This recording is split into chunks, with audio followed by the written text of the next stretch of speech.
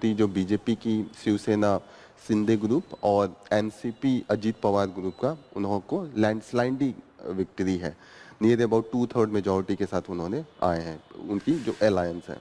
तो इसमें थोड़ा सा एक दिया है कि इलेक्शन प्रोसेस के बाद क्या होता है, इलेक्शन कमीशन का क्या रोल होता है, वो थोड़ा सा देखेंगे। ओके, जैसे इलेक्शन के बाद गवर्नर को कैसे पता चलता है कि किसने कौन जीता है, गवर्नर ही बाद में शपथ ग्रहण दिलाते हैं ना, तो ओथ का काम होता है, that is done by the governor. तो कैसे पता, इलेक्शन कमीशन जाके उनको हैंड ओवर करता है और गजट नोटिफिकेशन निकालता है। तो ये आपको पता होना चाहिए, this is the process of election.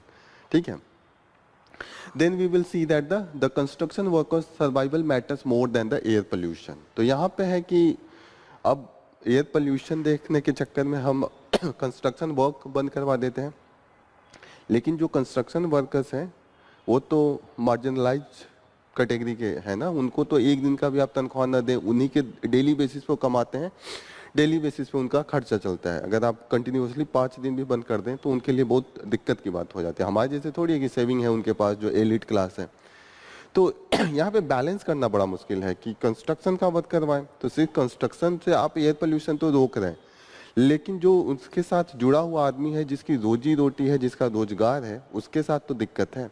तो इसी पे उन्होंने थोड़ा सा एक्सप्लेन किया है कि जो कंस्ट्रक्शन वर्कर हैं, जब से इन्होंने स्टेज 4 में इम्प्लीमेंट किया है, ग्रैप स्टेज 4 क्या था रोकने के लिए, स्टेज 4 तक था, स्टेज 4 में उन्होंने कंस्ट्रक्शन वर्क और बहुत से ऐसे वर्क हैं जिनको उन्होंने बंद करवाया, लेकिन उससे रिलेटेड जो लोगों को लाइवलीहुड की इशू आ रहा है उससे रिलेटेड है। तो ये जीएस पेपर 1 की बात है, क्योंकि जीएस पेपर 1 सोसाइटी में जो गरीब तबका है दोनों से रिलेटेड है। जीएस पेपर 3 में इन्वायरमेंट से रिलेटेड है, लेकिन यहाँ पे इन्वायरमेंट से रिलेटेड नहीं है, यहाँ पे हो रहा है कि the impact on the construction worker, तो ये सोसाइटी पे आ गया। आर यू गेटिंग ना, चीजें ओवरलैपिंग होती है, तो this is the part of society. Then we will see that the West Bengal governor draw opposition flag on the unveiling own statue।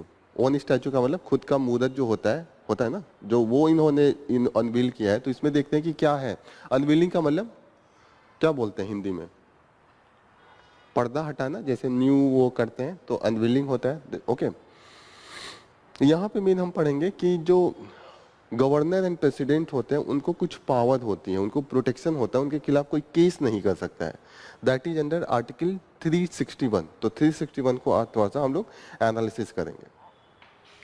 Then we will see that the BJP ally Assam bypoll win the a boost for the Bodo poll. तो बोडो एक जगह का नाम है, असम में एक reason है जो बोडोलैंड के नाम से जाना जाता है, वो हमेशा एक सेपरेट स्टेट का डिमांड करते हैं। जैसे यूपी में पूर्वांचल है, अलग स्टेट का हम लोग डिमांड करते हैं कि हमें भी अलग स्टेट बना दीजिए, वैसे असम से हटा के बोडोलैंड का डिमांड होता है। तो गवर्नमेंट नेगोशिएट करने के लिए कि अलग स्टेट ना बना पाए, इसके लिए अलग काउंसिल बना दी है, क्योंकि बोडो एरिया में मैक्सिमम ट्राइबल रहते हैं और ट्राइबल को अंडर आर्टिकल 6, असम है तो आर्टिकल 6 आएगा, स्पेशल प्रोविजन है, तो एक काउंसिल बनाया है, उस काउंसिल के बारे में हम थोड़ा सा देखेंगे। Okay, so it will be part of GS paper 2 Bodoland, और ये शेड्यूल 6 का भी पार्ट है, and it is also part of the internal security. जब आप अलग स्टेट की मांग करते हैं, जैसे नागालैंड की मांग करते हैं, फिर वहाँ पे आप वायलेंस करने लगते हैं, इंसर्जेंसी स्टार्ट हो जाती है, तो वो इंटरनल सिक्योरिटी का भी पार्ट बन जाता है। यूपीएससी का सिलेबस ओवरलैपिंग हमेशा कनेक्ट करके देखना होता है, क्योंकि क्वेश्चन भी कनेक्ट करके पूछेगा, वो पूछेगा आपको लगेगा जीएस पेपर 1 का है, जीएस पेपर 2, 3 से कनेक्ट किया जाता है। आर यू गेटिंग ना, यहाँ पे कनेक्शन दिख रहा है, ये कनेक्शन कहाँ से आ रहा है, जीएस पेपर 2 का भी है, शेड्यूल 6 का भी, और इंटरनल सिक्योरिटी कनेक्ट हो रहा है। मैक्सिमम चीजें देखिएगा कनेक्ट होगा इधर से उधर। तो यूपीएससी का जो आप आंसर लिखते हैं रटा रटा नहीं होता है, जब आप समझदारी होगी तो आप अच्छे से लिख लेंगे, मतलब आपको अंडरस्टैंडिंग हो तो इधर से इधर कनेक्ट करके आपका आंसर अच्छा हो जाएगा। Then we will see that the Maha victory, यही है महायुति की जो लैंडस्लाइडिंग विक्ट्री है, उसी पे है। Then we will see that the celebrating एलिजेंट celebrating a singer awardee. तो अभी हम किसके बारे में पढ़ रहे थे, के.एम. कृष्णा, एक जो उनको ये काला निधि अवार्ड मिला है, ठीक है, उन्हीं के थोड़ा वोकल है, तो उन्हीं के खिलाफ थोड़ा एक अवार्ड मिला है, उसी जिसके नाम से मिला है ना, जिस लेडीज का, एम.एस. सुब्बलक्ष्मी, उन्हीं के खिलाफ कुछ इन्होंने क्रिटिसिज्म किया था किसी आर्टिकल में। क्रिटिसिज्म होता है, लेकिन अवार्ड आपको उसी के नाम पे दिया जा रहा है, तो उसी के उनके जो ग्रैंड सन हैं, उन्होंने केस किया है कि आप उनकी ग्रैंड मदर का तो क्रिटिसिज्म की है और उन्हीं के नाम पे आपको अवार्ड दिया जा रहा है, तो दिस इज नॉट जस्टिफाइड। तो वो हम थोड़ा सा एनालिसिस उसको हम देखेंगे। Then we will see that the India's urban infrastructure financing needs and reality. जो अर्बन एरिया है वहाँ पे कंटिन्यूसली पॉपुलेशन इंक्रीज हो रहा है, हम लोग पढ़े हैं। पॉपुलेशन इंक्रीज हो रहा है तो डिमांड बढ़ रहा है। डिमांड किस चीज़ का? हाउसिंग का, रोड का, ड्रेनेज का, वाटर सप्लाई का, सब चीज़ का बढ़ रहा है। लेकिन इनके पास फिनेंसिंग का बहुत इश्यू है, क्योंकि फिनेंशियल जो डिवोल्यूशन है सबसे ज़्यादा यूनियन के पास पावर है। यूनियन से बचता स्टेट के पास है, और स्टेट से बच्चे जो छोटा कुछ बच्चा खुचा होता है वो जाता है अर्बन लोकल बॉडीज के पास। लेकिन सबसे ज़्यादा काम वही करते हैं। जैसे होता है ना कि आप मदर को सारा घर की जिम्मेदारी दे दीजिए कि आपको सब्जी भी देखना है, आपको ग्रोसरी का भी सामान लाना है, आपको मेडिकल का भी एक्सपेंसेस देखना है, अगर शादी होती है उसमें भी सब शॉपिंग मदर को खरीदना। पैसे ना दें, काम सब दे दें कि घर का खाना पीना रहना कपड़े सब कुछ, लेकिन पैसे कोई और रखे जो अर्न कर रहा है, जो टैक्स ले रहा है। टैक्स कौन ले रहा है? यूनियन ले रहा है। तो यहाँ पे इसी चीज़ पे डिस्कशन है कि मेनली जो अर्बन एरियाज हैं उनकी नीड बहुत ज़्यादा है, लेकिन उनके पास जो खुद का टैक्सेशन का पावर है अर्बन लेवल पे वो बहुत कम है, 2% 3% इतना है, और काम आधा से ज़्यादा है। मैक्सिमम चीज़ें आप देखिए, छोटे मोटे जो स्कूल्स का भी देख रेख होता है सब लोकल बॉडीज ही करती है। जैसे प्राइमरी स्कूल है, प्राइमरी स्कूल तो हर मोहल्ले में होता है ना, कॉलेज तो एक होगा दो होगा, पर प्राइमरी स्कूल सेकेंडरी स्कूल इसकी नीड ज़्यादा होती है। तो वही यहाँ पे बात हो रही है कि urban financing needs and reality, need कितना है और रियलिटी में कितना हो पा रहा है और कितने पैसे मिल रहे हैं, उस पर एनालिसिस है। Then we will see that why the Gautam Adani been indicted.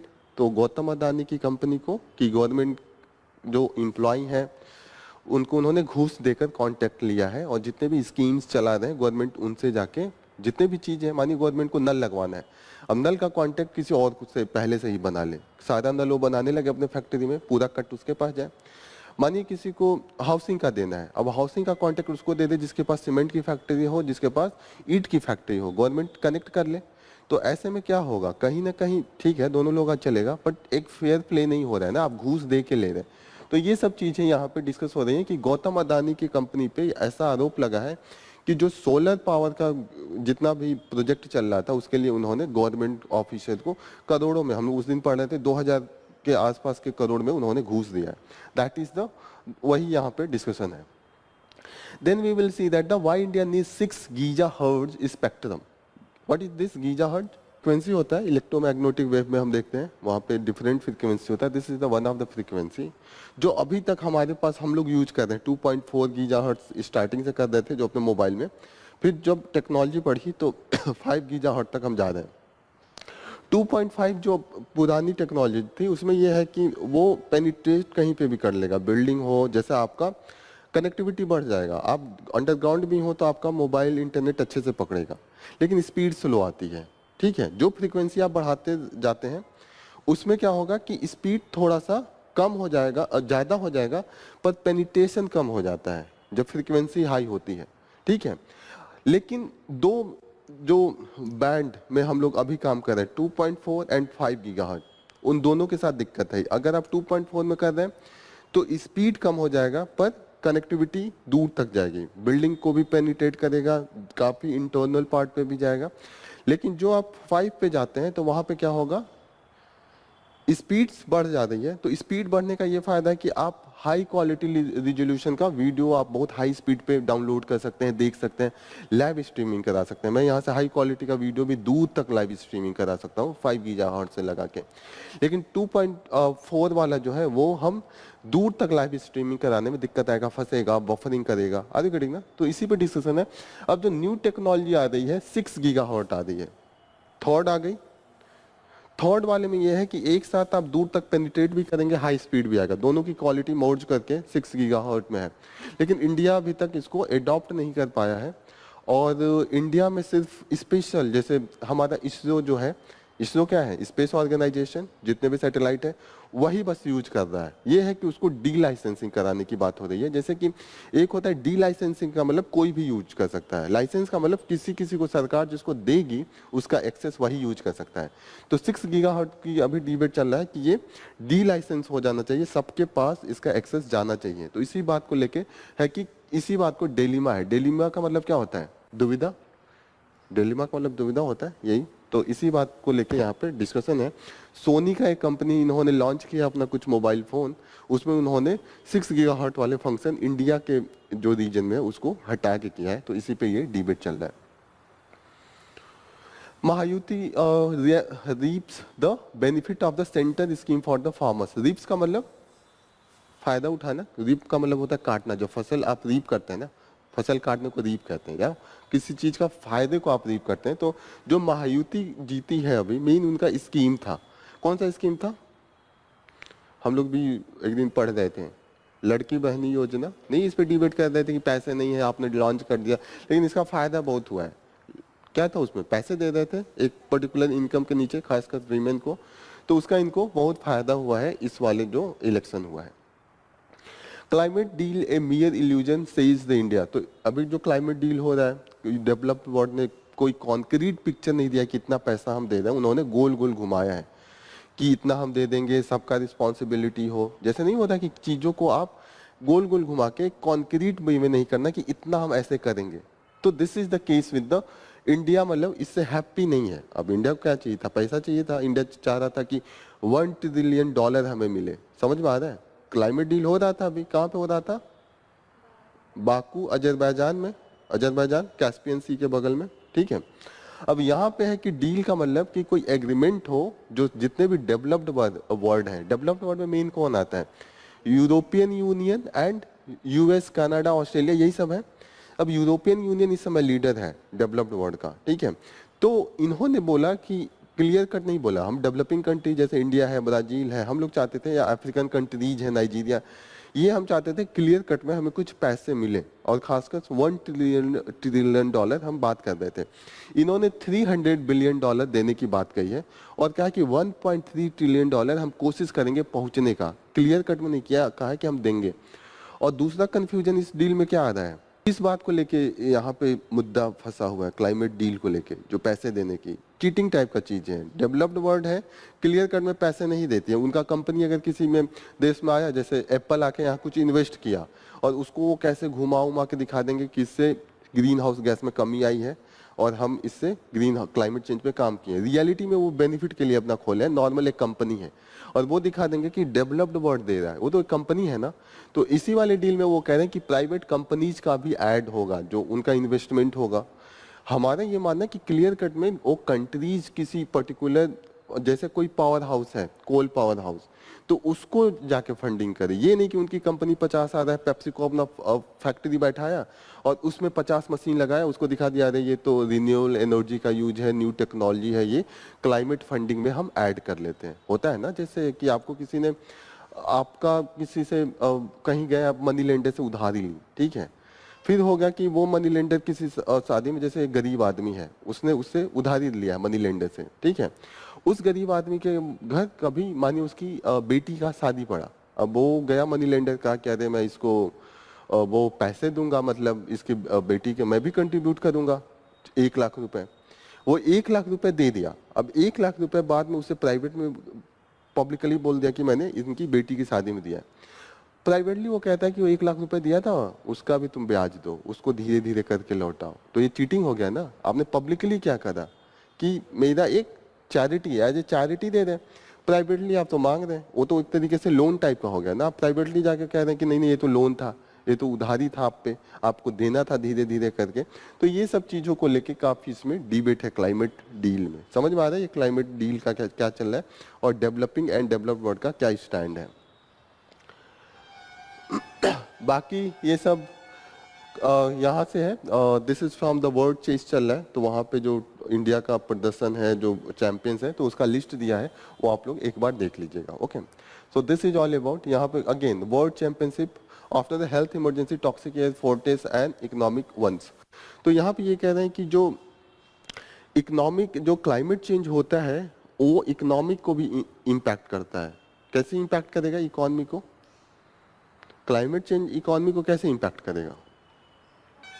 एक तो आप जितने भी प्रोडक्शन की चीजें हैं वो बंद हो जा रही हैं फैक्ट्रीज। दूसरा चीज है कॉस्ट बढ़ जाती है। हर चीज के लिए आपको अलग से, जैसे आपको यहाँ पे वर्कर्स होते हैं, आप, मेरा ये कंपनी होता, क्लाइमेट चेंज नहीं होता, टेम्परेचर लो होता तो मुझे एसी की कम जरूरत होती। क्लाइमेट चेंज हो गया, मुझे एसी की ज़्यादा जरूरत हो रही है।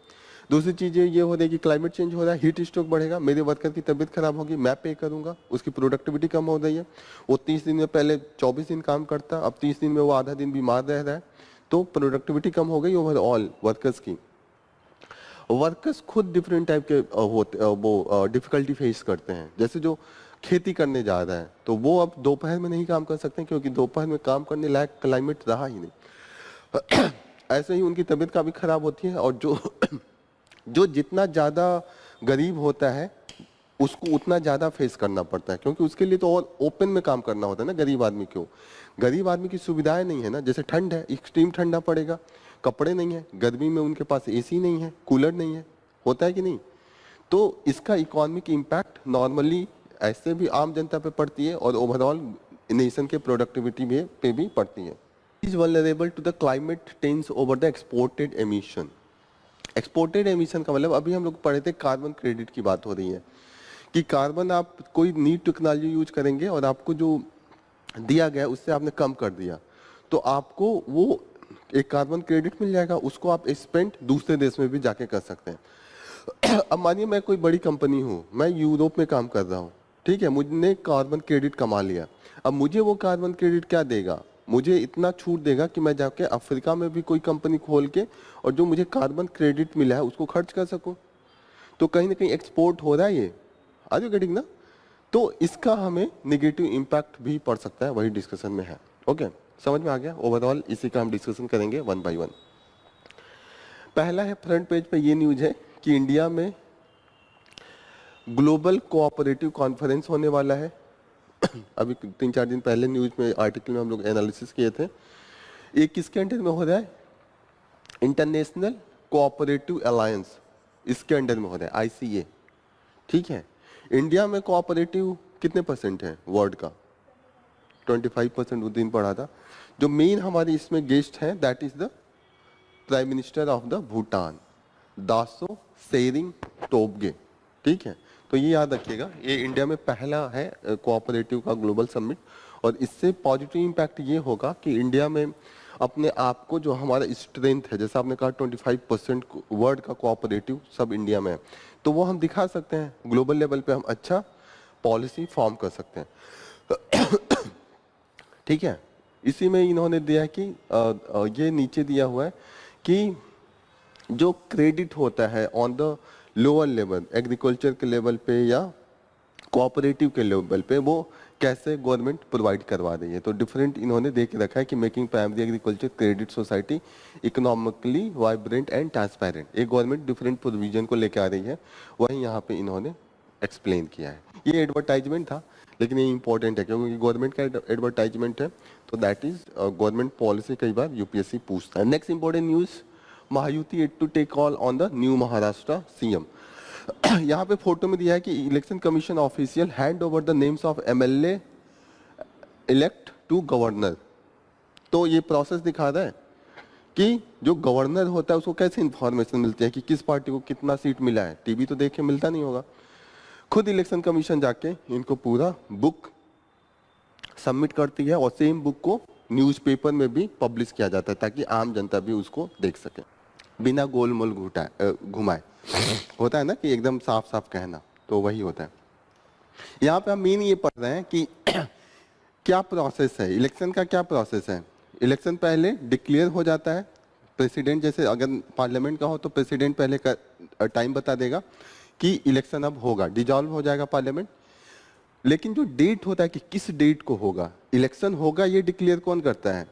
Governor and president at the parliament level.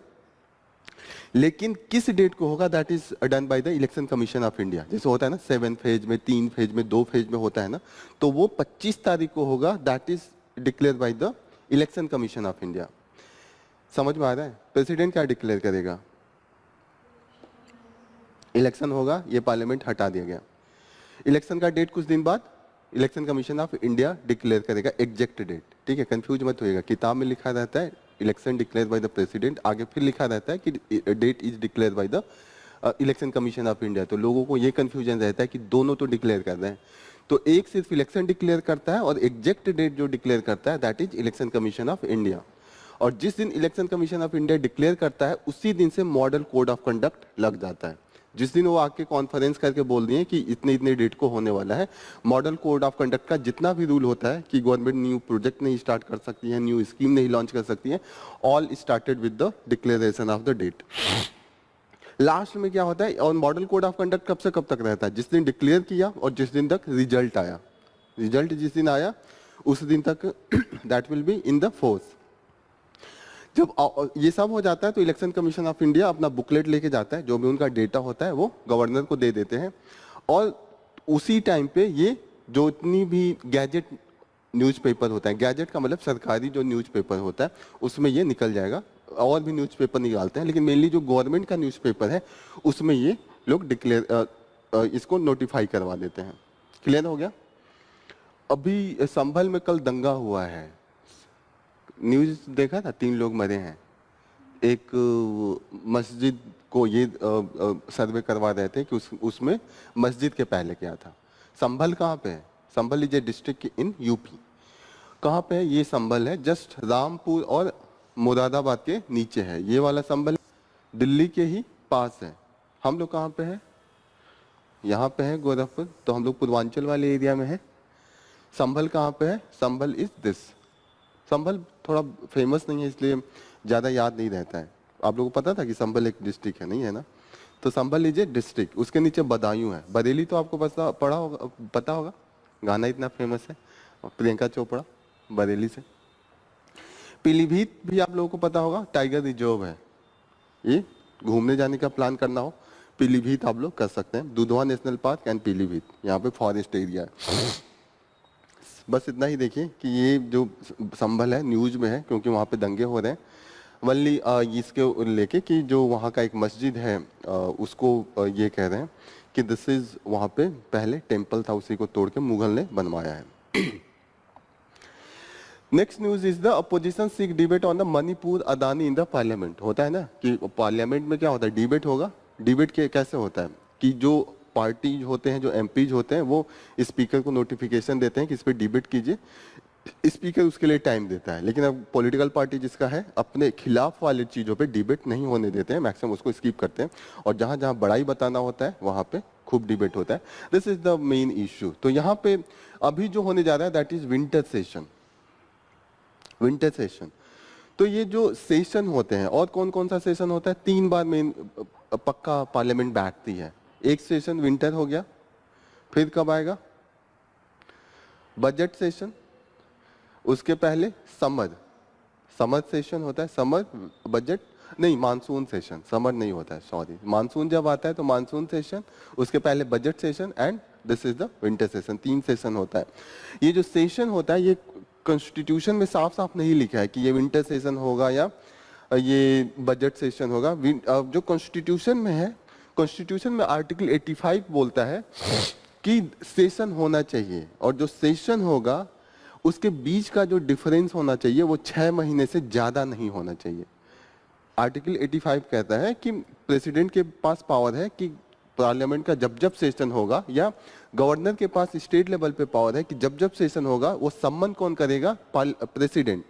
85 बोलता है, ठीक है। तो प्रेसिडेंट हैज पावर टू सम्मन आइदर या both house of the parliament, ठीक है। और ये बोलते हैं कि the gap between the last sitting of one session and the first sitting of the next session can not exceed 6 month.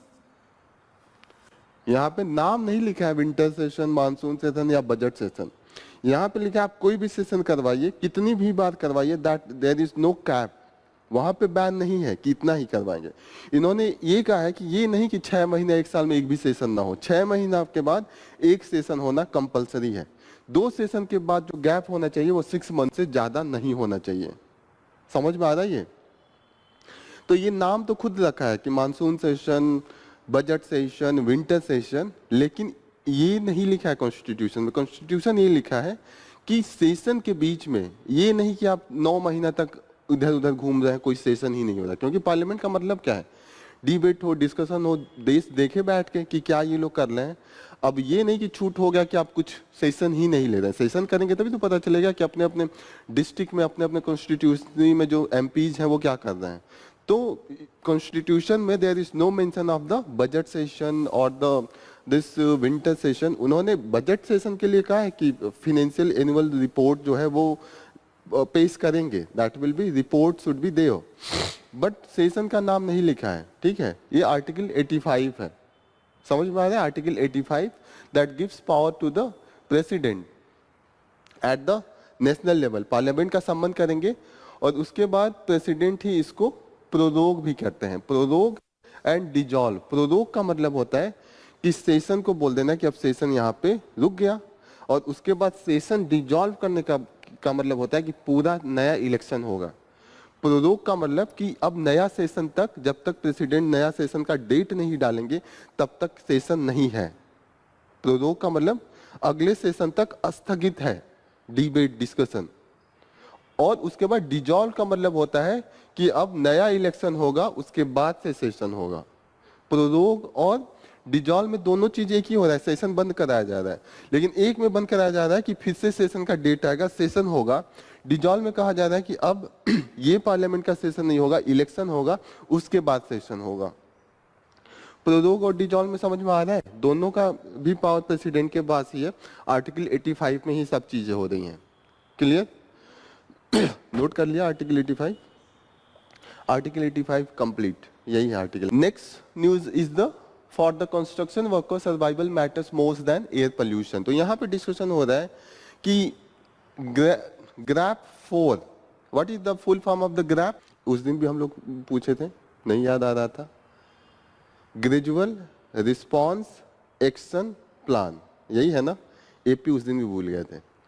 This is the 4 stage का मतलब आप मैक्सिमम एरिया में कंस्ट्रक्शन वर्क ये सब चीजें बंद करवा दे रहे हैं। अब मेन है ब्लू कॉलर वर्कर्स कौन होते हैं? जो मैनुअली वर्क करते हैं। Blue collar, white collar, white collar का मतलब ऑफिस में बैठ के कोई धूल धक्कड़ से दूर, एकदम व्हाइट है उनका सब कपड़ा, चमक रहा है, व्हाइटिश, तो व्हाइट कॉलर हो गए। ब्लू कॉलर का मतलब उनका थोड़ा सा कपड़े गंदे हैं, काम वाम कर रहे हैं, तो ब्लू कॉलर वर्कर्स का मतलब समझ में आ रहा है? कभी दिया गया तो समझ में आ जाएगा ना। They are not the official worker, they are the mainly working on the ground in the field, इसीलिए उनको ब्लू कॉलर वर्कर कहा जाता है। अब इनके साथ दिक्कत है कि they are working on the daily wages, daily कमाते हैं, रोज पैसा मिलता है और उसी के दम पे वो जीते हैं। जो भी उनका मसाला, दूध, नमक जो भी खरीदना होता है ये लोग डेली बेसिस पे खरीदते हैं। अगर उनको 2-3 दिन भी जॉब नहीं मिलता है तो काफ़ी दिक्कत की चीज़ें वहाँ पे क्रिएट हो जाती है। ऑलरेडी नॉर्मल जॉब है नहीं, सैलरीड है नहीं, तो उसको लेके यही हो रहा है कि आप वो तो लगा दे रहे हैं। तो यहाँ पे कई एनजीओ ऐसी हैं जो कह रहे हैं कि आप जब भी ये सब प्लान लगाएं, ग्रैप 4, 5 जो भी है, ग्रैप 4 ही तक है, 5 तो है नहीं, तो आप उसके लिए कंपनसेट करें। कुछ होता है ना 4,000 5,000 रुपए आप दे दें कि ताकि वो भी जी सकें। तो इसी पे बात हो रही है कि there need for the balancing. जैसे ये एक महिला है, वो बोल रही है कि मेरे जीने के लिए हम लोगों को दिल्ली में जाके 500 रुपए मिनिमम रखता है, वहाँ के किराए बहुत ज़्यादा है। आप एकदम स्लम में भी जाके रूम लेंगे तो 6-7 हज़ार का मिलता है, और आप कुछ भी खाएंगे सब कुछ खरीद के ही खाना पड़ता है। जैसे अभी गोरखपुर में भी ये है कि आसपास आपके गांव हैं, सब्जी वब्जी सस्ते मिल जाते हैं, वहाँ पे तो मैक्सिमम चीज़ें महंगी आएंगी ना। तो वही कह रहे हैं कि पर डे का उनका जो मिनिमम एक्सपेंडिचर होता है 500 होता है। तो this is not, they are not able to bear that. दिक्कत होता है जब भी उनको जॉब नहीं मिलती है। इसी बात पे ये टोटल डिस्कशन है। कई है एनजीओ जो कह रहे हैं कि there should be the financial assistance by the government. Delhi government को कम से कम 5,000 रुपए दे देना चाहिए कि 15 दिन 20 दिन या 1 महीने के लिए आप जो भी लगा रहे हैं ताकि दे कैन सर्वाइव। यही इस पे टोटल डिबेट चल रहा है। वेस्ट बंगाल के ये गवर्नर हैं, इन्होंने खुद का अपना स्टैचू अनवील किया है, इसी पे डिबेट चल रहा है। इन्होंने कहा मैंने नहीं अनवील किया है, मुझे किसी ने गिफ्ट किया है। जो इसके आर्टिस्ट हैं, जो कलाकार जो बनाते हैं, क्या बोलते हैं जो इसको बनाते हैं, मूर्तिकार, व्हाट वी से अदे। अब यहाँ पे ये हो रहा है कि इनके जो गवर्नर हैं उनके खिलाफ एक केस भी है कि अब राजभवन की ही एक वीमेन ने केस किया था कि सी हैज सेक्सुअली असल्टेड हर। तो यहाँ पे है कि लेकिन ये है कि क्रिमिनल चार्ज जो होता है, जितने भी कॉन्स्टिट्यूशनल पोस्ट पे, खासकर जो प्रेसिडेंट है, गवर्नर है, उनके खिलाफ प्रोटेक्शन है against the criminal charge, and this is protection is given under article 361 कहा, 361 यहाँ दिख रहा है, protection of president and governor and Raj Pramukh. Raj प्रमुख तो अब हटा दिए, पहले गवर्नर को राज प्रमुख कहा जाता था। तो प्रोटेक्शन क्या बोलता है कि they are not answerable to the any court for the exercise and performance of the power और ड्यूटीज ऑफ हिज ऑफिस। ठीक है, नीचे इन्होंने यहां तक दिया है कि no criminal proceeding whatsoever shall be instituted और द कंटिन्यूड अगेंस्ट देम। तो क्रिमिनल केस से भी बचा दिया और यहाँ नीचे सिविल केस से भी इनको रिलीफ दे दिया। सिविल केस के केस में ये हो सकता है कि उनको नोटिस दिया जाए 2 महीना बाद, उसके बाद आप केस स्टार्ट कर सकते हैं। नोटिस में साफ साफ सब कुछ मेंशन होना चाहिए कि आपके खिलाफ आरोप क्या लगा है, किस किस धारा के साथ आप पे केस चलाया जाएगा, तो यहाँ पे all should be mention here. ठीक है, समझ में आ रहा है? Article 361 that provide the protection of the president and governor against the civil as well as the criminal proceeding. Criminal and civil में तो 2 महीने का, मुझे पहले इसमें मैं बहुत कंफ्यूज रहता था कि क्रिमिनल होना चाहिए तो उसमें नोटिस देके चला देना चाहिए, है ना, क्रिमिनल ज्यादा हो गया ना ग्रेव। लेकिन जो कॉन्स्टिट्यूशन में दे रखा है वो दिया है कि सिविल में आप 2 महीने का देके चला सकते हैं, क्रिमिनल में तो आप चला ही नहीं सकते हैं। कंफ्यूजन वाली बात है, क्रिमिनल में तो केस चल जाना चाहिए था ना। तो यहाँ पे क्या दिया है, no proceeding for the arrest imprisonment, कुछ भी नहीं होना चाहिए during his term of office, particularly in the criminal proceeding.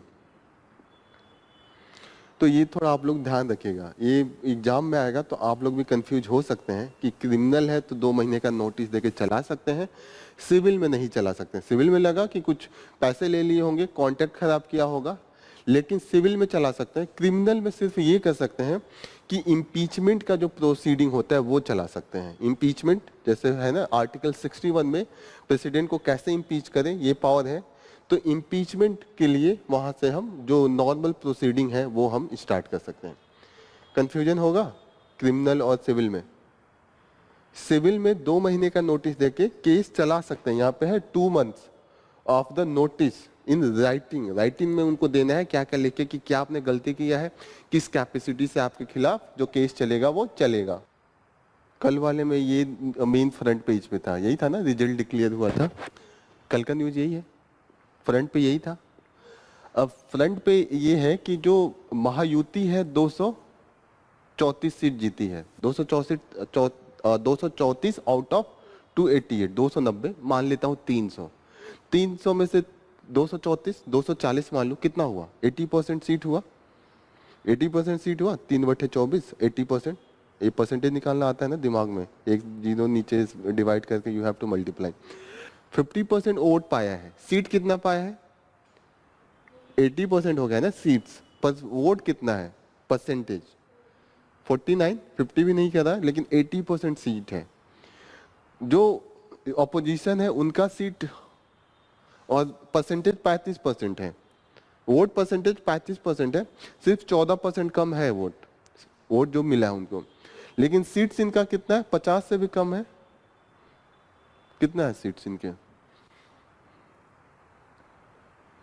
50 seat है, 50 49 50 यही था, सब मिला के 50 है, 40 80 था ऐसे देखा जाए तो। 50 सीट का अगर परसेंटेज के हिसाब से सीट्स में निकाले तो कितना होगा, 18% हुआ। अगर 300 भी सीट मान ले तो 18% हुआ। परसेंटेज वोट इन्होंने पाया 35%, सीट है 18%, 1/2 जितना परसेंटेज है। और यहाँ पे देखिए जितना इनका परसेंटेज वोट है, सीट इनका उसका 1.5 गुना है। 1 रुपए है, 1.5 रुपए आपको फायदा हो रहा है। प्रोपोर्शनल जो first pass the post system है उसमें ये घाटा है। ये एग्जांपल आप दे सकते हैं, कभी भी प्रोपोर्शनल रिप्रेजेंटेशन का है तो पास में हर एक जो भी इलेक्शन होता है हमारे वहाँ, उसमें इस तरीके का फिगर आता है कि किसी का परसेंटेज ऑफ वोट बहुत कम होगा, सीट्स बहुत ज्यादा होगा। एग्जाम्पल दिख रहा है, परसेंटेज ऑफ वोट सिर्फ 49% है, मेजोरिटी भी नहीं, गवर्नमेंट नहीं बना पाएंगे, लेकिन सीट्स के अनुसार तो 2/3 है, मतलब एकदम मैक्सिमम है। आज तक रिकॉर्ड है, इतना कोई सीट नहीं पाया है ओवरऑल देखे तो। आर यू गेटिंग ना? परसेंटेज अभी भी 50 नहीं क्रॉस कर पाए, गवर्नमेंट नहीं बना पाते, अगर प्रोपोर्शनल सिस्टम होता तो नहीं बना पाते ना, 50% प्लस 1 होता है। इनका देखिए, इन्होंने 35% वोट तो पाया है, लेकिन सीट कितना कम दिख रहा है, लग रहा है कि गायब हो गए। ऐसा लग रहा है ना कि बहुत डिफरेंस होगा इनके परसेंटेज वोट में, इनके परसेंटेज वोट में, लेकिन परसेंटेज वोट का सिर्फ 14% का डिफरेंस है। लेकिन सीट्स का कंपेयर करें, अगर मानता हूं इनका 18% है और उनका 80% सीट है, सीट में काउंट कर रहा हूं, तो 18 चौको 72, 4 गुना का डिफरेंस आ रहा है सीट्स में, 400%। सीट्स में 400 का डिफरेंस आ रहा है, लेकिन वोट में सिर्फ 15%। सीसैट लगा पा रहे हैं कैसे परसेंटेज काउंट करें तो ये आप लोग जब भी प्रोपोर्शनल सिस्टम में हमें कन्वर्ट करना चाहिए, जैसे जीएस पेपर 2 में मेंस में आ सकता है क्वेश्चन कि इंडिया को first part the post system से प्रोपोर्शनल रिप्रेजेंटेशन का मतलब ओवरऑल आपका परसेंटेज ऑफ वोट देखा जाएगा, उसके अनुसार आपको सीट दे दिया जाएगा। जैसे अगर प्रोपोर्शनल सिस्टम होगा तो महायुति को कितने सीट मिलेंगे? 144, 50% है, 188 का अगर 50% निकालेंगे तो 144 सीट मिलना चाहिए, लेकिन ओरिजिनली इनको 234 सीट मिला है। 80 सीट ज्यादा हो गया ना, 80 क्या, मुझे लग रहा है 90 सीट ज्यादा है, 90-100 सीट के करीब में ज्यादा है। क्लियर हो रहा है ये? तो प्रोपोर्शनल रिप्रेजेंटेशन और first part the post system, दो सिस्टम का डिफरेंस समझ में आ रहा है? एक दिन समझाया था ना, first pass the post system में क्यों कम वोट पाके भी सीट ज्यादा होता है, क्योंकि वहां पे कंटेस्टेंट 8-10 होते हैं। आप 20 भी वोट पाके 100 में से जीत सकते हैं, क्योंकि औरों को 8, 7, 16, 15 मिला है, आपको 20 मिला है, तो 20% वोट पाके आप 100% सीट जीत जाएंगे, क्योंकि औरों में बट गया। तो इसमें वेस्टेज ऑफ वोट बहुत ज्यादा होता है। वेस्टेज ऑफ वोट का मतलब कि वेस्ट ही तो हो रहा है, बहुत से लोगों ने बहुत कम वोट पाया होगा लेकिन उनको नहीं मिला, और बहुत से लोगों ने ज्यादा वोट पाया होगा, एक भी सीट नहीं मिला होगा। जैसे कि बीएसपी, उनको भी कई सीट मिलती है लेकिन सीट एक भी नहीं मिलता है, परसेंटेज ऑफ वोट उनको मिलता है। एनालिसिस हो जाएगा, लिख सकते हैं ना एग्जाम्पल, ये याद रखिएगा, जो भी रिसेंट का एग्जाम्पल हो उसको अच्छे से देख लीजिएगा। ऐसे आपको ये लगेगा कि इसमें कुछ पढ़ने वाला नहीं है, लेकिन एनालिसिस के लिए ये जो डेटा है ये बहुत यूज का है। ये डेटा अगर दिमाग में रह गया तो अगर इसका एग्जाम्पल आप देते हैं तो एग्जामिनर पे बहुत अच्छा इंपैक्ट पड़ेगा कि अरे पूरा अच्छे से एग्जाम्पल देके समझाया है। ऐसे तो हम समझा लेंगे कि first pass the post system में वेस्टेज ऑफ वोट बहुत होता है। हम वोट दिए, 20 वोट पाके भी जीत सकता है, लेकिन जो 80 सीट, जो 80 वोट दिए वो लोगों का वोट तो गया ना, वेस्ट हो गया। उनका क्या रिप्रेजेंटेशन है? Zero representation. इसीलिए प्रोपोर्शनल रिप्रेजेंटेशन का कई देशों में डिमांड है, हमारे इंडिया में भी डिमांड है, कई यूरोपियन कंट्रीज इसको इम्प्लीमेंट किए हैं, उसमें यही फायदा है। बेल्जियम में प्रोपोर्शनल रिप्रेजेंटेशन है लेकिन दिक्कत उसमें यही है कि वहां पे गवर्नमेंट बहुत अनस्टेबल हो जाता है। अनस्टेबल इन्हीं के पास इतना ज्यादा, अभी अब तो पूरा स्टेबल है ना, 5 साल में कोई इनको नहीं गिरा सकता लेकिन यहाँ पे तो फंसे होते ना, किसी न किसी 3 पार्टी के बाद भी औरों का भी वो सपोर्ट लिए होते। क्लियर? कल के न्यूज में और एक इम्पोर्टेंट था लास्ट पेज पे, ये महाबलेश्वर बृहदेश्वर टेम्पल का ये है। बृहदेश्वर टेम्पल किस पीरियड का है? बृहदेश्वर टेम्पल चोला डायनेस्टी के टाइम पे था। चोला डायनेस्टी पढ़ाया है एंशिएंट में, चोल डायनेस्टी, वो एकदम दूर दूर तक श्रीलंका को वो कर लिए थे, इधर कंबोडिया तक गए थे, मलय जो एरिया है इस सबको इन्होंने कैप्चर किया था। इनका नवल बहुत स्ट्रांग था, ठीक है ना। तो जो इनके राज, ये बृहदेश्वर टेम्पल है, that is in the Tanjore, यहीं पे फेस्टिवल मनाया जा रहा है, इसीलिए इस फेस्टिवल के नाम पे ये आर्टिकल दिया हुआ है। जो इस टेम्पल को बनवाया है उनका नाम है राजा राजा चोला वन, ठीक है। इनका असली नाम था अरुलमोझी वर्मन। राजा राजा चोला वन अमूल अरुलमोझी वर्मन कब बनवाया था? 947, 1947 में हम लोग आजाद हुए, 1000 साल बाद, 947। यहाँ पे ये दिया हुआ है कि इनका कहाँ कहाँ तक राज्य था, दूर दूर तक था, नाम सब मेंशन होगा यहाँ पे कहीं, तमिलनाडु, श्रीलंका, मालदीव। बृहदेश्वर टेम्पल शिव टेम्पल है, he was the devotees of the Shiva, Shiva के। शिव को वहां पे मुरुगन भी बोला जाता है एंड पेरम्बुदियार भी कहा जाता है। पेरुवु दैयार, यहाँ पे है पेरुवु दैयार, लॉर्ड शिवा को साउथ में। मुरुगन भी बोला जाता है। अभिषेक कम का मतलब क्या होता है? आप लोग अपने घर पे पूजा वूजा करते हैं, क्या करते हैं अभिषेक में? गुड, स्नान कराने को ही अभिषेकम कहते हैं। अभिषेकम इज होली बात। ओदुवस, ओदुवस एक टर्म्स है। ओदुवस जो मानिए कहीं मंदिर में आप लोग जाते होंगे, मंदिर में जो पूजा होता है गाना टाइप का होता है, चैंट गा गा के होता है ना, तो जो चैंट वो गाते हैं उसको अलग से हायर किया जाता है, वो प्रोफेशनल होते हैं। हाँ, जो प्रीस्ट होते हैं वो तो मंत्र पढ़ेंगे, लेकिन एक अलग से होते हैं जो मंत्र को गा गा के पढ़ते हैं, वो होते हैं ओदुवर। अब कास्ट सिस्टम के कारण उनको सैंक्टोरियम में नहीं जाने देते हैं, थोड़ा डिफरेंस होता है।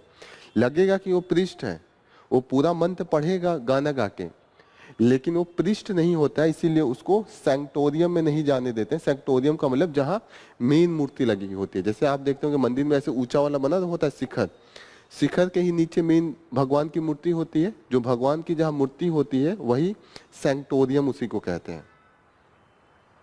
एंशिएंट में तो पढ़ा होगा ना, ये हिस्ट्री में टेम्पल पढ़ाया होगा ना मैम ने, टेम्पल पढ़ाया है, टेम्पल आर्किटेक्चर। अच्छा, वो आर्ट एंड कल्चर में वो होगा, ठीक है, मैं अभी बता दे रहा हूँ। यहाँ पे कहीं होगा सैंक्टोरियम, तो उनको सैंक्टोरियम में नहीं जाने दिया जाता है। ओवरऑल यही है, समझ में आ रहा है? Brihadeshwara temple clear? इंडिया का सबसे बड़ा टेम्पल बृहदेश्वर टेम्पल ही है शायद। यहाँ पे नंदी का भी है, ये जो दिख रहा है ना, ये दिस इज द नंदी। आपको दिख रहा है? नहीं दिख रहा है ना, मैं गया हूँ इसीलिए मुझे पता है। That is the Nandi. Oh that is the bull, जो शिव का होता है ना bull, that is the Nandi. Maximum जो साउथ के टेम्पल है ना, कुंभकोणम भी एक जगह का नाम है, वहां पे भी है। कुंभकोणम में भी ये वाला है, मतलब नंदी का बड़ा सा है, खूब बड़ा सा बना होता है। ये भले आपको छोटा दिख रहा है, ये इस पूरे बिल्डिंग के इतने बराबर होगा, ये ऊपर से नीचे तक जितना हाइट है ना, इतना बराबर है। साउथ के टेम्पल को द्रविडियन स्टाइल कहते हैं, पता है? द्रविडियन स्टाइल में गेट बहुत बड़ा होता है, उसको गोपुरम कहते हैं, ठीक है ना, gopuram, that is the get that is very large. Normal जो हमारे वहाँ है वो नागरा स्टाइल है, नागर स्टाइल। नॉर्थ में नागर स्टाइल है, हमारे वहाँ गेट बड़ा नहीं होता है। हम लोग मंदिर में जाते हैं, गेट कहाँ बड़ा होता है, मेन जो मंदिर का शिखर ही होता है। आप किसी भी मंदिर में जाइएगा, गेट खूब बड़ा नहीं होता है, इनमें गेट बहुत बड़ा होता है। वो पीछे जो दिख रहा है ये गोपुरम है, ये गेट है। क्लियर हो रहा है? हो गया आप लोगों का टाइम उसके लिए फॉर योर ज्योग्राफी क्लास। एक आर्टिकल और इम्पोर्टेंट है, वो डिस्कस कर लेता हूँ। ये के.एम. कृष्णा के बारे में जो डिस्कशन चल रहा है, टी.एम. कृष्णा कि एक तो यहाँ पे डिस्कशन ये है कि वो मेन है जो कास्ट सिस्टम के खिलाफ अपना आवाज उठाते हैं, क्लास के खिलाफ आवाज उठाते हैं, जो एलिट क्लास है।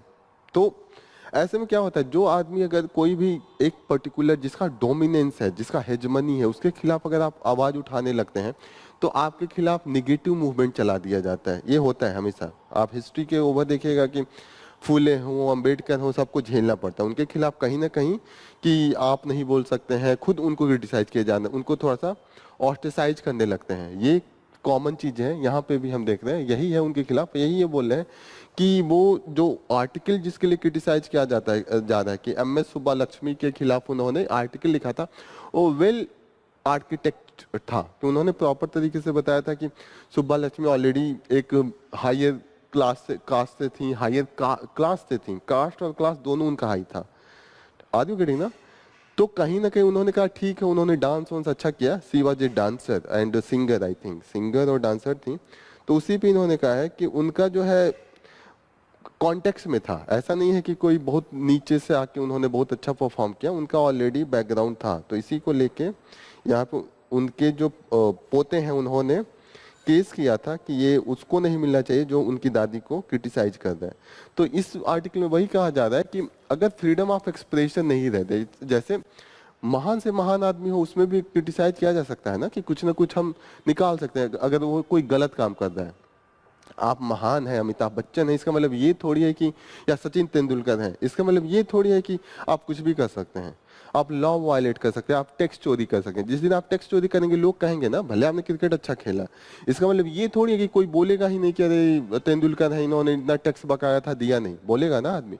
तो यही इसमें ये है कि देखिए आप कुछ भी हो, लेकिन आम जनता के लिए क्रिटिसिज्म इन ए प्रॉपर मैनर, ये नहीं कि आप गाली गलौज कर रहे हैं। एक होता है ना कंस्ट्रक्टिव वे में, कंस्ट्रक्टिव वे में विदाउट सिलेंडरिंग, सिलेंडर का मतलब होता है कि जबरदस्ती आप कीचड़ उछाल लें।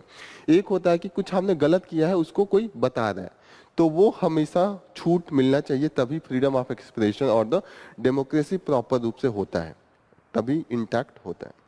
उन्होंने उनके देवदासी बैकग्राउंड को भी बताया था। देवदासी का नाम सुना है आपने? पहले लड़कियों को मंदिरों को दान कर दिया जाता था, फिर वो क्या करते थे, पालते पोसते थे, उसी उन्हीं से डांस कराते थे, ये दिखाने के लिए कि उनका मैरिज करा देते थे वहाँ के भगवान से, और कहते थे कि इनको आप सेवा कीजिए, और वो उस भगवान की पत्नी बन के पूरे लाइफ उस मंदिर में रहती थी। और मेनली उनका था कि शाम को डांस करना, और डांस के थ्रू ही पूजा वूजा करने का प्रथा था। उसका बहुत बाद में मिसयूज किया, प्रोस्टिट्यूशन स्टार्ट कर दिया गया था इसको मिसयूज करके। देवदासी का भी बहुत मिसयूज किया गया बाद में, कि जो जिनके घर में ज़्यादा लड़कियां हो जाती थी जबरदस्ती जाके दे आते थे मंदिरों में, फिर जो मंदिर के प्रीस्ट थे उनका सेक्सुअली एक्सप्लॉयट करते थे। ये काफ़ी केसेस था, अभी आज़ादी के बाद से भी ये केसेस मिल रहा था। अभी आप पेपर में पढ़ेगा, हर साल एक दो केस मिलता है कि कर्नाटका के या साउथ के किसी मंदिर में ऐसा चीज़ें पाई गई हैं। तो उसको इन्होंने कहा था कि she was also from the devadasi background, कि वो उसी लीनियज से थी। मतलब जो देवदासी हो जाती थी, हो सकता था वहीं उनके प्रिंस के साथ मैरिज हो जाए, बच्चे होते थे, तो वो लीनियज चलता रहता था। देवदासी की बेटी भी देवदासी बन जाती थी। क्लियर हो रहा है? देवदासी प्रथा, देवदासी प्रथा बहुत पहले कॉमन था, अभी आज़ादी के बाद से इस पर रोक लगाया गया। ये हम लोगों ने डिस्कस किया है कि क्या दिक्कत है। मेनली जो दिक्कत है वो है कि अर्बन एरियाज में, खासकर लोकल बॉडीज में, they don't have the finance but they have the lot of burden. इसीलिए स्लम्स डेवलप हो जाते हैं, वहाँ पे काफ़ी क्राइम बढ़ जाता है। स्लम में होगा, अगर एक इंसान को सही तरीके से परवरिश नहीं मिले तो वो क्या करेगा, क्राइम एक्टिविटी में प्रॉपर तरीके से इन्वॉल्व होगा। आर यू गेटिंग ना? वहाँ पे डिजीज के चांसेस बहुत होते हैं। तो यहाँ पे पूरा यही डिस्कशन है। इन्होंने बोला कि गवर्नमेंट ने प्रोग्राम सच एज द अमृत चलाया है, mission for rejuvenation and urban transformation, और भी काफ़ी है, जैसे भारत स्वच्छ मिशन का भी है। तो ये सब का प्रॉपर तरीके से इम्प्लीमेंटेशन नहीं आ पा रहा है। रियलिटी और जो पावर दे रहे हैं, जो स्कीम चला रहे हैं, जो स्कीम अपना टारगेट लेके चल रहा है, उसमें बहुत डिफरेंस आ जा रहा है। आर यू गेटिंग ना? तो इसी पे ये पूरा डिस्कशन है, एक बार आप लोग घर जाके देखिएगा। इस पे हमने एक दिन डिस्कस किया है। अदानी ग्रुप को लेके चल ही रहा है, वो आगे चलेगा। मेन है कि घूस दिया है, ओवरऑल यही इसका है समरी, कि इन्होंने पैसे दिए थे, पैसे दे के इन्होंने प्रोजेक्ट लिए थे, वही वहाँ पे जो यूएस का जस्टिस डिपार्टमेंट है उन्होंने ये सब पाया है, वही उसको केस इन्वेस्टिगेट करवा रहे हैं। लास्ट न्यूज है 6 गीगाहर्ट्ज टू द, अभी हमने देखा है कि PS5 Pro एक कंपनी है, इन्होंने लॉन्च किया है अपना, और सोनी ने भी अपना लॉन्च किया है। तो सोनी और इन्होंने जो 6 मेगाहर्ट्ज वाला है वो फीचर हटा दिए हैं इंडिया वाले मोबाइल फ़ोन में, या टैबलेट है, या जो भी लैपटॉप है, इनका जो भी डिजिटल डिवाइस है उसमें हटा दिया है। क्योंकि इंडिया में अभी 6 जो गीगाहर्ट्ज है वो अभी डी लाइसेंस नहीं हुआ है, अभी उसके लिए लाइसेंस चाहिए। लाइसेंस का मतलब आप ऐसे अनरिस्ट्रिक्टेड यूज नहीं कर सकते, रिस्ट्रिक्टेड यूज है। डिफेंस के लोग यूज कर सकते हैं, इसरो यूज करता है, या गवर्नमेंट जिसको परमिट करेगा वही यूज करेगा। ओके, तो यही इन्होंने कहा है कि what is the difference between this two. पहले हम ऑलरेडी 2 को डी लाइसेंस कर चुके हैं जो हम यूज कर रहे हैं, 2.4 गीगाहर्ट्ज एंड 5 गीगाहर्ट्ज। 2.4 का क्या फायदा है? पेनिट्रेशन ज्यादा है, वो आपका दूर दराज तक हम उसको पेनिट्रेट करा सकते हैं, लेकिन इसकी स्पीड कम है। 5 गीगाहर्ट्ज का क्या है? स्पीड ज़्यादा है पर पेनिट्रेशन ज़्यादा नहीं है। तो ये दोनों अलग अलग काम कर रहे हैं। अब हम फर्दर लेके आए थे इन दोनों को सॉल्व करने के लिए वाईफाई 6 2020 में। अब ये क्या कर रहा है, ये दोनों का जो फ्रीक्वेंसी है वो भी बढ़ा दे रहा है, और स्पीड भी बढ़ा दे रहा है, और वेवलेंथ भी बढ़ा दे रहा है। अब वेवलेंथ का मतलब क्या होता है? 2 वेव के बीच में जो टोटल डिस्टेंस होता है एक सर्कल में कंप्लीट करे, वही वेवलेंथ होगा। वेवलेंथ जितना ज़्यादा उतना ज़्यादा पेनिट्रेशन होगा। और फ्रीक्वेंसी जितना ज़्यादा होगा स्पीड उतना तेज़ी से जाएगा। फ्रीक्वेंसी का मतलब जितना तेज़ी से चलेगा वही तो आगे बढ़ेगा, प्रोपोगेशन। तो यहाँ पे दोनों का अलग अलग है, लेकिन वाईफाई 6E हम प्लान लाए थे, उसके थ्रू हमने दोनों की प्रॉपर्टी एक में मर्ज करा के यहाँ पे वाईफाई 6E ये इंडिया में इंट्रोड्यूस कर दिया है 2021 में। अब इससे भी ज़्यादा हाई स्पीड के लिए हम 6 गीगाहर्ट्ज का कई देशों ने ला दिया है अपने देश के सिस्टम में, डी लाइसेंस कर दिया। लेकिन इंडिया में 6 गीगाहर्ट्ज जो है that is only for the ISRO, कहीं दिया हो। अक्रॉस द वर्ल्ड जो हम मोबाइल सिस्टम बनाने की कोशिश करते हैं वो सिमिलर टाइप का बनाने की कोशिश करते हैं कि एक देश से दूसरे देश में जाए तो दिक्कत ना है कि पिन अलग चाहिए या आपका ऑपरेट करने का तरीका अलग है। हो गया ना कि जैसे आप वहाँ के जो नेटवर्क से हैं उससे कनेक्ट कराने के लिए कुछ और प्रोसेस लगा रहे हैं, तो ओवरऑल वर्ल्ड में दिक्कत होने लगेगा ना कि हाँ हर जगह पे जाके मोबाइल चेंज करना पड़ रहा है।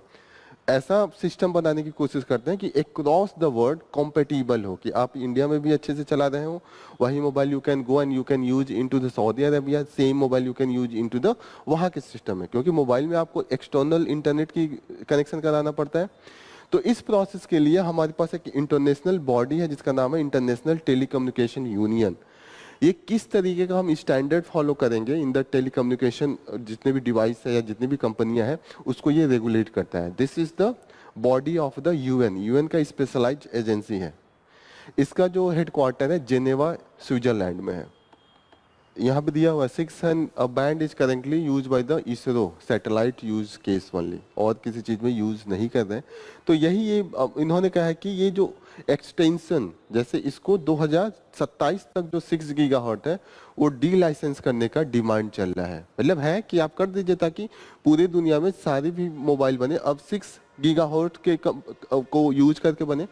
जैसे आप लोग देख रहे होंगे 2G 3G 4G 5G mobile आ रही है, तो जितना भी ग्लोबल लेवल पे है एक ही तरीके का मोबाइल बने ना कि 5G हर जगह काम करे। अब एक जगह को बदल के 4G लगा रहे हैं, दूसरी जगह आप जाके 6G लगा रहे हैं, तो जो मोबाइल ले रहा है उसको दिक्कत होगा ना, उसको 3 मोबाइल खरीदना पड़ेगा, 4G के लिए अलग, 4G 5G के लिए अलग, 6G के लिए अलग। तो यही जो बॉडी है इंटरनेशनल टेलीकम्युनिकेशन यूनियन है, यही इंश्योर करता है कि अब जो मोबाइल बन के आए उसमें 6 गीगाहर्ट्ज वाली जो फंक्शन है उस तरीके का सारा उनके पास जितनी भी टेक्नोलॉजी है वो कंपेटिबल हो, लगा हुआ हो। क्लियर हो रहा है ये डिफरेंस समझ में आ गया क्या? जब फ्रीक्वेंसी बढ़ा दें तो स्पीड बढ़ जा रही है, पेनिट्रेशन थोड़ा सा का इशू आ रहा था। ठीक है, 6E में हमने दोनों को रिजॉल्व कर लिया था। This is all about okay. So here we will conclude our session. Thank you for joining the session. All the best.